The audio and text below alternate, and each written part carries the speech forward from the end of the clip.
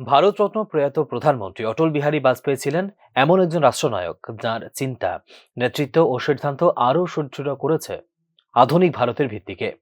রাজনীতির কঠিন বাস্তবতার মধ্যেও মানবিকতা, সহনশীলতা ও জাতীয় ঐক্যের বার্তা বহনকারী এই নেতা আজও ভারতীয় গণতন্ত্রের ইতিহাসে এক উজ্জ্বল অধ্যায়।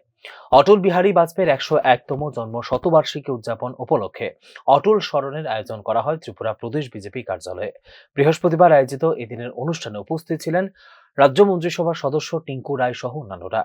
অটল বিহারী বাজপেয়ীর নেতৃত্বে ভারত মহাকাশ গবেষণায় এক ঐতিহাসিক পথে এগিয়ে যায়। তার সময়ে ভারতের স্যাটেলাইট ও মহাকাশ কর্মসূচিতে নতুন গতি আসে। ভবিষ্যতে চন্দ্রয়ান অভিযানের ভিত্তি তার সরকারামলেই স্থাপিত হয়, যা পরবর্তীকালে ভারতকে চাঁদের মাটিতে নিজের উপস্থিতি জানান দেওয়ার সাহস ও সক্ষমতা জুগিয়েছে। এছাড়া বাজপেয়ী সরকারের অন্যতম যুগান্তকারী পদক্ষেপ ছিল টেলিকমিউনিকেশন ক্ষেত্রে সংস্কার। তার আমলেই টেলিকম নীতিতে আমূল পরিবর্তন এনে মোবাইল ও টেলিফোন পরিষেবা পৌঁছে দেওয়া হয় দেশের প্রত্যন্ত প্রান্ত পর্যন্ত।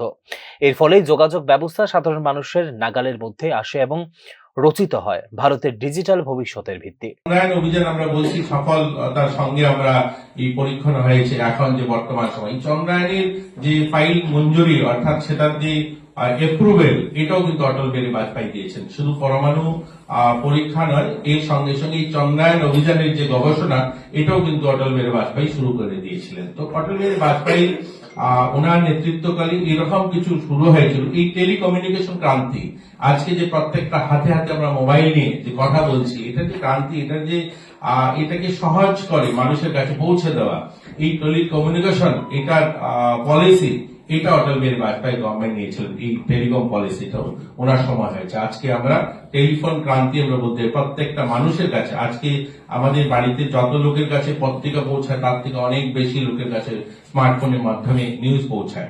তো এইরকম অনেকগুলো গণতন্ত্রের শিকড়কে আরও শক্ত করতে ত্রিস্তর পঞ্চায়েতি রাজ ব্যবস্থায় আধুনিকতা এনেছিলেন অটল বিহারী বাজপেয়ী। গ্রাম পঞ্চায়েত থেকে জেলা পরিষদ পর্যন্ত প্রশাসনিক ক্ষমতায়নের মাধ্যমে বাড়ে সাধারণ মানুষের অংশগ্রহণ। স্থানীয় উন্নয়ন পরিকল্পনায় স্বচ্ছতা ও জবাবদিহিতা নিশ্চিত করার ক্ষেত্রে আজও প্রশংসিত তাঁর উদ্যোগ। আসার পর তিনি বললেন, যতক্ষণ পর্যন্ত পঞ্চায়েত সশক্তিকরণ না হবে, পঞ্চায়েতের উন্নয়ন যতক্ষণ না হবে, ততক্ষণ পর্যন্ত দেশ এগোতে পারে না। তারপর থেকে তিনি ভারতের অনেকগুলো মন্ত্রণালয়কে পঞ্চায়েতের সঙ্গে জুড়ে দিলেন এবং পঞ্চায়েত আজ একজন বিধায়ক বা একজন মন্ত্রী যতটুকু কাজ করতে পারে তার থেকেও অনেক বেশি কাজ পঞ্চায়েত, আমাদের ত্রিস্তরীয় পঞ্চায়েতগুলো কাজ করে থাকে।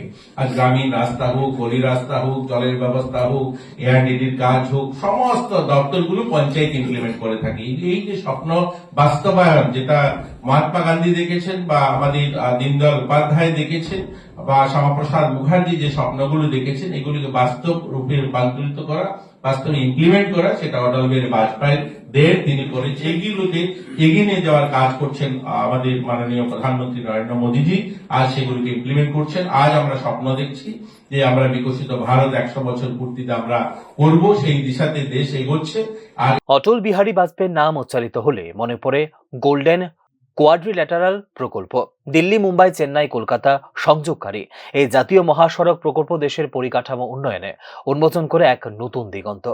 এর মাধ্যমে বাণিজ্য, শিল্প ও যাতায়াতে গতি আসে, যা ভারতের অর্থনৈতিক অগ্রগতিকে ত্বরান্বিত করে। বাজপেয়ীর পররাষ্ট্রনীতি ছিল দৃঢ়তার সঙ্গে শান্তির সমন্বয়। লাহোর বাস যাত্রা এবং প্রতিবেশী দেশগুলোর সঙ্গে আলোচনার উদ্যোগ তাঁর শান্তিকামী মনোভাবের প্রতিফলন। একই সঙ্গে জাতীয় নিরাপত্তার প্রশ্নে তিনি আপোষহীন ছিলেন। পোখরানে পারমাণবিক পরীক্ষা হলো এই দৃঢ়তারই উদাহরণ।